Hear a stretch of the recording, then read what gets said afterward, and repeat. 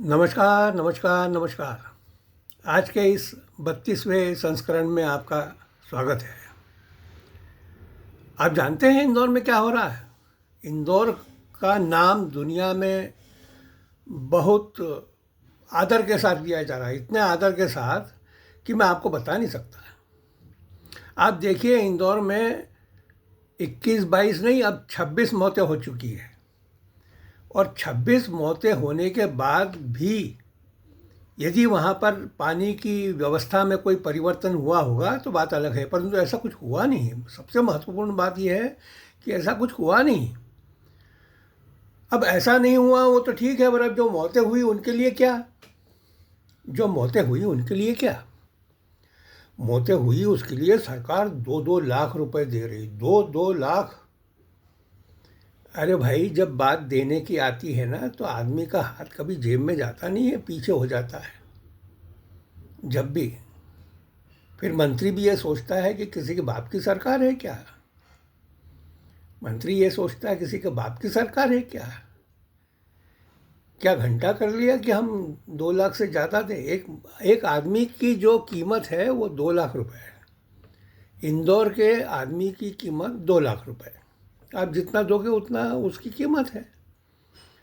स्वच्छ स्वच्छ शहर का डंका पिछले 8 साल से पीटने के बाद आज इंदौर में सरकार की, नगर पालिका की, नगर निगम की दुर्व्यवस्था के कारण जो परिणाम हुआ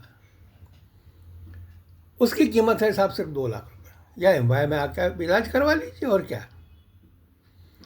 देखिए साहब, संबंधित मंत्री यदि किराने के दुकान की मानसिकता रखता हो, अब किराने की दुकान, मैं किसी व्यवसाय के ऊपर कोई टीका टिप्पणी नहीं कर रहा हूँ, पर जिसने सालों किराने की दुकान चलाई हुई हो उसको तो जेब से एक भिखारी को देने के लिए चवन्नी या 5-10 पैसे निकालने में भी तो उसका तो जी पे आएगा।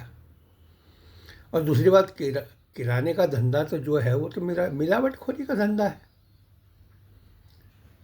ये आज स्वच्छ इंदौर की बात हो गई।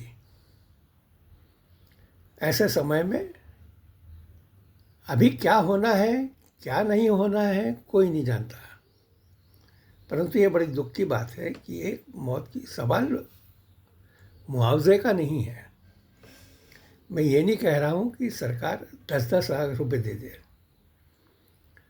सरकार को जो देना है वो तो वो दे ही रही है, देगी ही, वो एक अलग बात है। परंतु आपकी राशि यह दिखाती है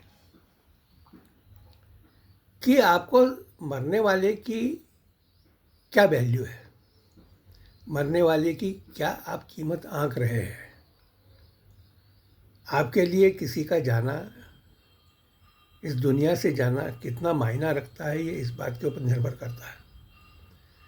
कभी भी देखिए, जब देने की बात आती हो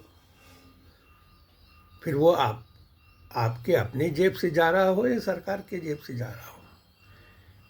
मैं ये नहीं कहता हूँ कि आप कोई गलत खर्च कीजिए। गलत खर्च करने वाली बात नहीं है, पर अभी तक जो पेपरबाजी हो रही है या जो भी कुछ उछल रहा है उसके तरफ कोई ध्यान नहीं दिया जा रहा है।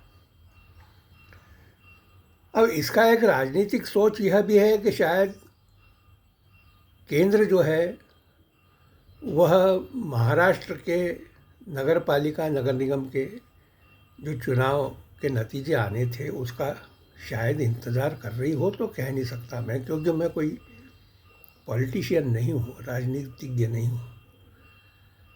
परंतु जो सबसे पहले मंत्री को हटाने वाली बात थी, अभी तक वो जमे हुए हैं, चिपके हुए हैं। वो कब निकलेंगे कोई बता नहीं सकता।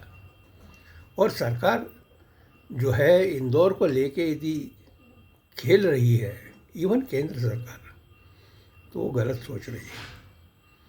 क्योंकि आज नेता प्रतिपक्ष आने वाले हैं साहब, केंद्र के भगीरथपुरा में नेता प्रतिपक्ष आने वाले हैं।